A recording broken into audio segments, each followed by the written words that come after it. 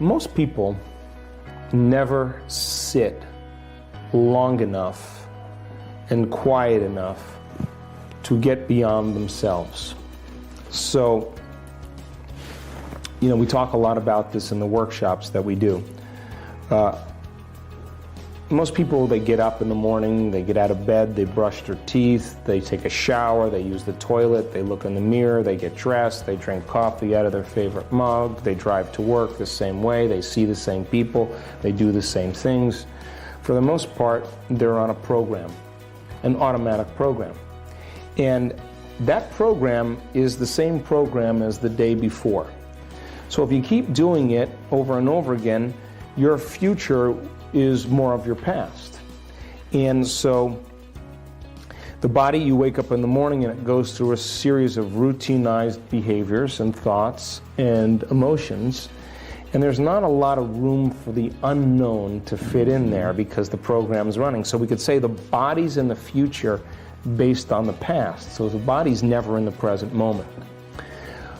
When you truly get to that point where you're in the present moment, you become very in tune with your soul. You become very in tune with intuition.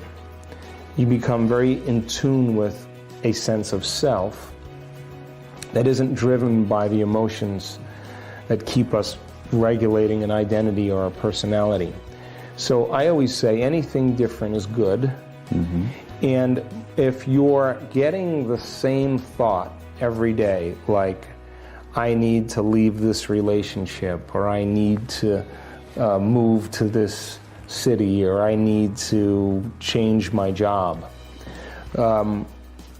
that can be an intuitive thought. It could also be a speculative thought.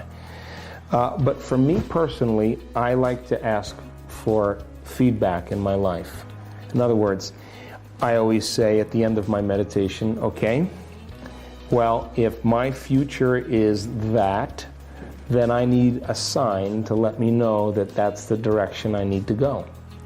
If my future is this, then if I'm creating opportunity, then I need feedback in my life to let me know that I should head in that direction. So I pay attention to the signs, not just to the thoughts, but then how it begins to unfold in my life. And if it starts to move in this direction, I trust in that direction. If my life begins to move in this direction, I trust in that direction. But most people, they spend very little time in the present moment, and that's a skill. And when you're in the present moment, you're clear. When you're in the present moment, your body's no longer in the future, or your body's no longer in the past, and you see things much more clearly. You're in tune with your thoughts, and there's less analysis, there's less confusion, there's less criticizing. There's a thought that makes complete sense to you, and that thought that is very sensible and very clear is not based on the past or the future. It comes from the present. So teaching people how to do that is one of the things that we do in our workshops. As you begin to contemplate concepts that you learn, the contemplation process is the building process neurologically in the brain. And you begin to install new circuits that causes you to perceive your life differently. So the indoctrination of an educational system that's based on right and wrong answers is very self-limiting. But we know that the brain is completely plastic, which means then if you're not learning, if you're not growing, if you're not asking bigger questions, then you're allowing yourself to be defined by your past. I would say to that person, get out there and learn. Get out there and create a structure to learn. Get around people that want to learn. Study documentaries, see YouTube videos of people talking. Get involved, become inspired by learning again. Learning should be a reward in and of itself. And if we stop learning and we keep feeling, now we're headed for our genetic destiny. And people, when they seek pleasure in order to avoid pain, Now we're bridging on the concept of addiction, because when they get something pleasurable in their life, there's a release of certain chemicals in the brain, dopamine, serotonin, norepinephrine, and those chemicals produce a burst of good feeling. And when the person notices a change in their internal state, they feel differently, the pain goes away, the emptiness goes away, they look to see what caused it. Oh, it was that pill. Oh, it was that shopping. It was the buying the car. It's the pedicure. And they begin to develop a dependency where they think that change or regulating their emotional states should be done by relying on things outside of them. Now, transformation, really true transformation, is when people begin to look at the emotions that they've memorized that has become part of their identity. And when they look at the emotions that they've been living by and how those emotions drive their thoughts, how those feelings influence their behaviors, and what other emotions are created from those emotions. Now we're talking about somebody becoming conscious, becoming aware. The first step for true transformation is becoming aware or conscious of your unconscious thoughts, your unconscious behaviors, your memorized emotions. And the fact that we can think about how we think, the fact that we can observe how we're acting, the fact that we can pay attention to how we're feeling means we could modify ourselves to do a better job in life. That's called metacognition. So when a person begins to wake up to who they're being, and then they say, like Gandalf on the bridge in Lord of the Rings, "You may not pass today." That kind of decision becomes an experience for the person that they never forget.